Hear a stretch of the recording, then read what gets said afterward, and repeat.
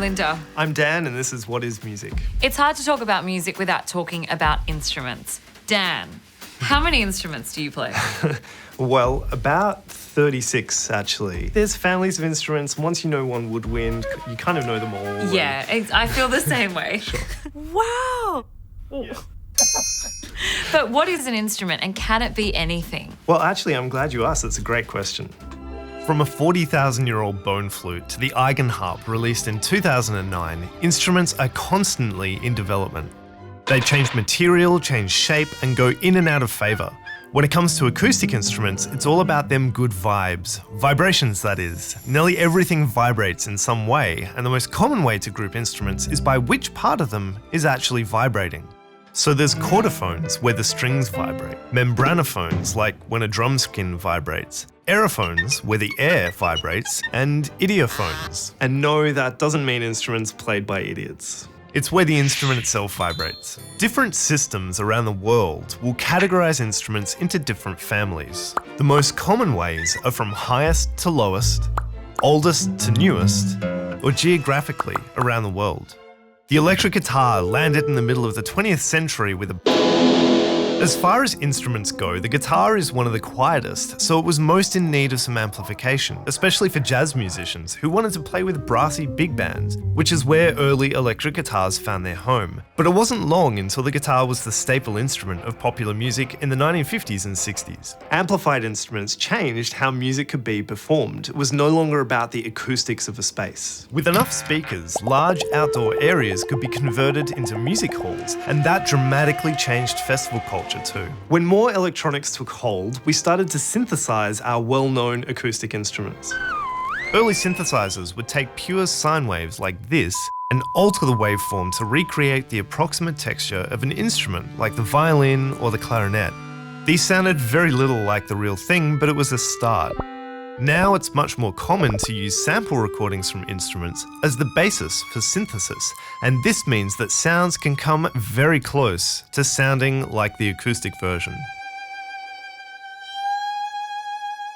So now that we've got synths, samples, and software that basically emulate all of the real instruments, do we need real ones anymore? Well, it's a great question because I compose a lot using software, but even I still think that there's something to be said for a real instrument. But it is getting harder and harder to tell these days. So I took that challenge to the public to see whether they could tell the difference between a computer instrument and a real person playing.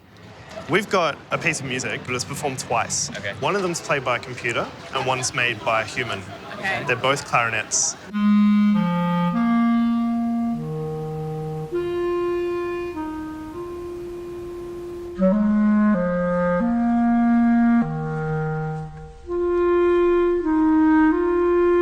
What do you reckon? I can't tell the difference. I think the second one was computer.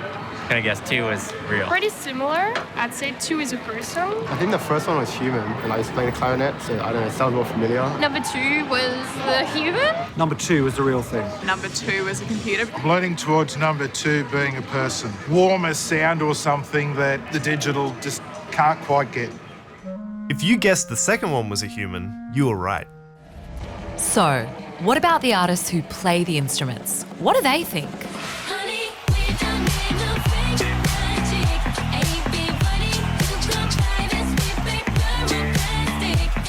Because you can do so much electronically, I think there's such a yearning for absolutely organic instruments. You can't get those really rich feelings from a lot of the software synths.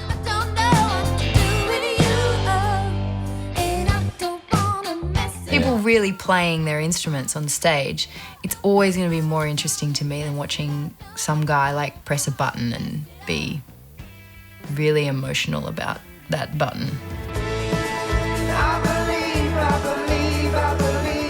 All my instruments are hand-built out of wood. Wood, you know, expands and shrinks and changes depending on weather and humidity.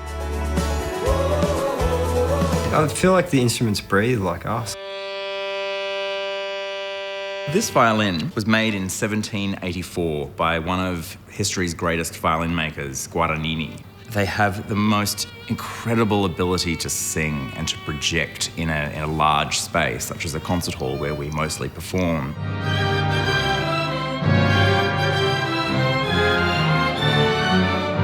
These instruments all have their own unique personalities, and in the hands of different musicians, they can sound very different too. I feel like I'm a very lucky custodian of the instrument. It's been in many, many hands over the centuries, and now I get to bring it to life, and it really is my voice.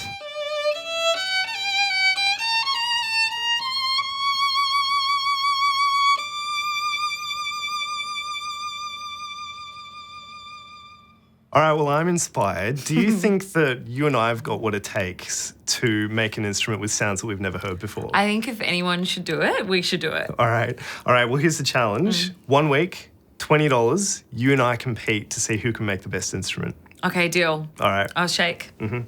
So, we each have 1 week to make our instruments. As for me, I'm off to the Granger Museum in Melbourne for a little bit of inspiration. The museum is filled with weird and wacky instruments. Some made and inspired by Australian composer Percy Granger. This is actually sort of early programming. Air pressure tells the piano what to play, and the holes are kind of like programming, like code.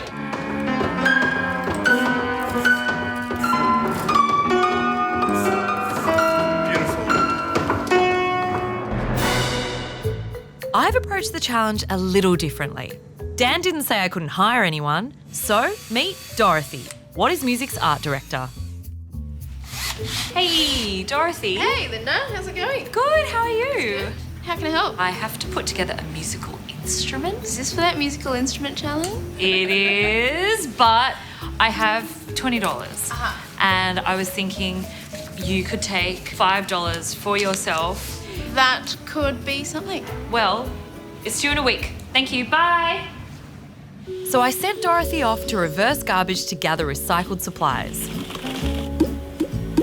May the best instrument win.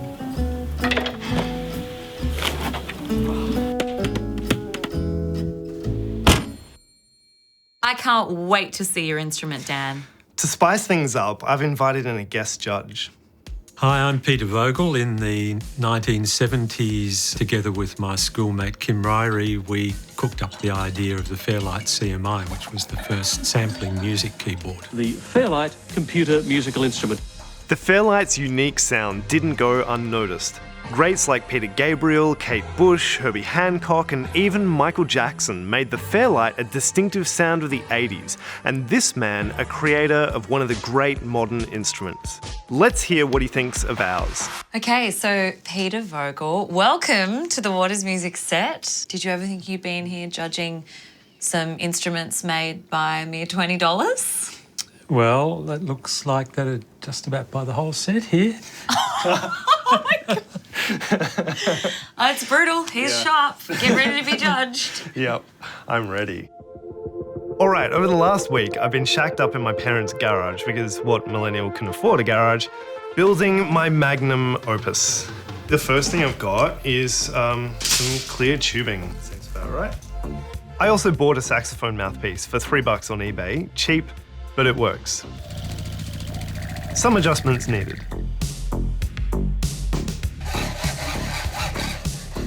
My design is inspired by instrument maker Lindsay Pollack. But to make it fresh, I'm going to try and add some electronics using these old computer mouse parts. That worked. A little nervous, actually. Okay, so Dan, your instrument. So it's essentially a contrabass clarinet. This is a soprano saxophone mouthpiece. I cut some holes in here for changing the note.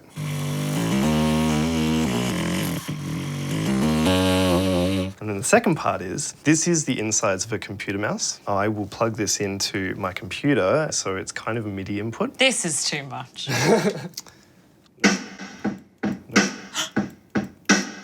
Oh my God.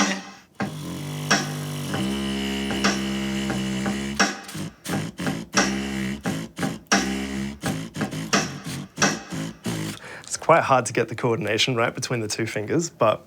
So you've got melody and some percussion happening. As an instrument without the electronic bit sounded pretty good. It was sort of like a PVC sounding didgeridoo-ish reedy thing. Yeah. It's definitely got its own sound. I thought what you were going to do there is actually use the optical sensor on the mouse and then program that to control, say, the resonance of a filter or something like that, and then you'd have another sort of degree of control.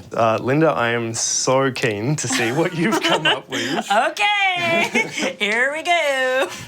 You're on Triple J. Hi, good morning. I'm Linda Marigliano and... Listen, I'm a busy woman. I work full time and Dorothy, well, Dot's just made for a challenge like this.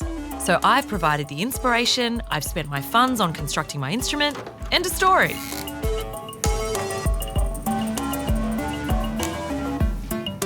And now, to bring it to life. All right, Linda, you ready? Here I come. This is in the budget, guys. Okay, here I am. What have you done? Back to basics, Yeah. percussion. So it's basically like wearing a tambourine, Yeah. but it can also just create atmos, like a ride cymbal. Uh-huh. You know, so it's a ride cymbal meets a tambourine. Yeah. And then there's this.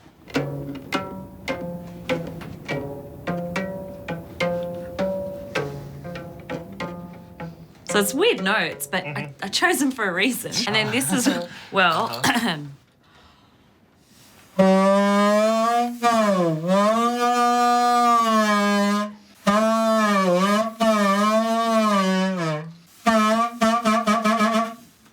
Wow. it's fluid, it's loose. There's no real... And does it also do music, or?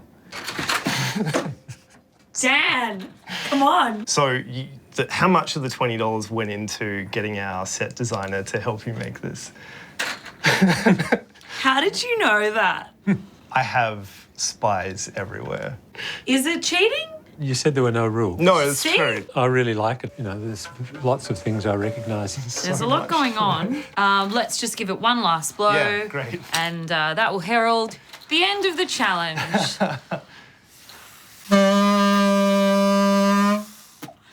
Now it's judgment time. Peter will assess each instrument using 3 criteria: sound, design, and ergonomics, assigning a score out of 10 to each category. Dan's up first. The sound was a little bit on the feeble side.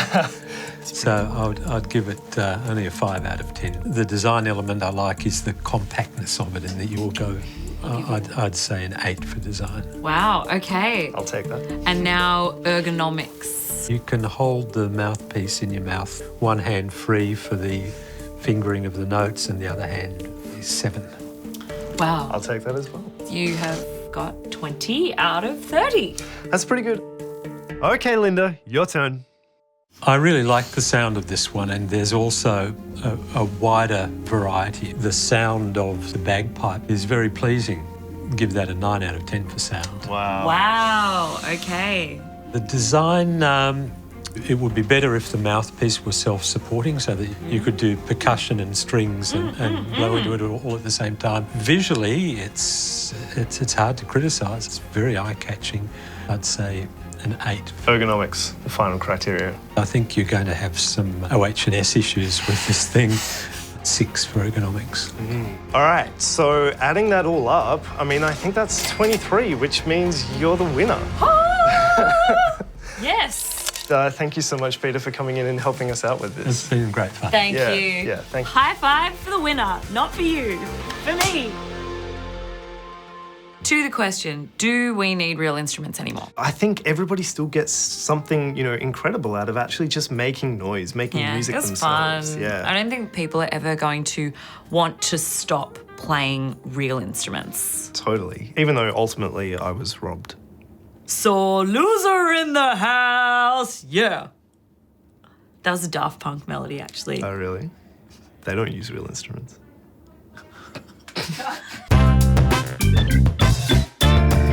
Thanks for watching, everybody. If you think my instrument should have won, which clearly it should have, then feel free to say so in the comments below.